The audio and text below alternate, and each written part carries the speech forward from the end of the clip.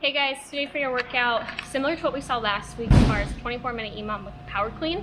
However, now we're working on power snatch. So same thing, 70%, scale it to 65 or 60% if needed, but the weight should be light enough where you're able to move it fast and move it well, but also at the same time pay attention to your technique and make corrections if needed. It's a really good time to feel what your feet are doing as you're pulling from the ground. Really good time to practice landing a little bit lower in a quarter squat in that power snatch. And again, it just gives you that time to where it's not heavy enough where you're thinking about, where you can't think about so much, but light enough to where you can make subtle corrections and try to make every rep feel the same throughout the entire EMOM. Following that, you guys have an accessory piece. You guys are going to start on the GHD. You have a 20-second per side single leg GHD sit-up hold.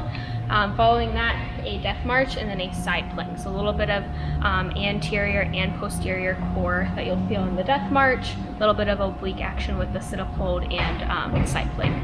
So we're going to migrate over to the GHD. When you set up for this one, set it up in your normal spot where you can do your GHD sit-ups. Feet are going to be in. And then since it's single leg, your opposite foot, so this is going to be my side that's working as I lay back into this. My other leg's just going to prop right up on top, kind of like that GHD hip extension hold. Now you can start in like a L-ish position here, hands at the chest. If this is really easy, you can lower yourself down. Now I can feel myself starting to shake a little bit, working really hard in the quad, the oblique. And then if this is really easy too, you can take it a step further and extend the arms behind you. Cool. So play around with that. If you need to scale that, honestly just work on a GHD sit-up hold, both legs working. Again, following that, you have your death march. This is kind of like a walking RDL, is the best way to describe this.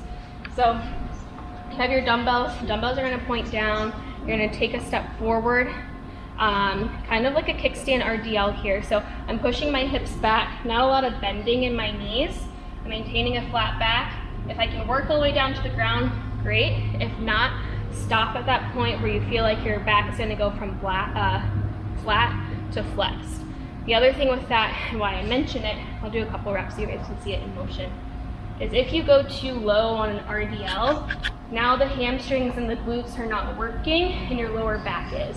So you don't want to feel lower back pain when you're doing either the death march or a standing RDL. So keep that in mind. You don't have to go all the way down to that full range of motion where the dumbbells touch the floor.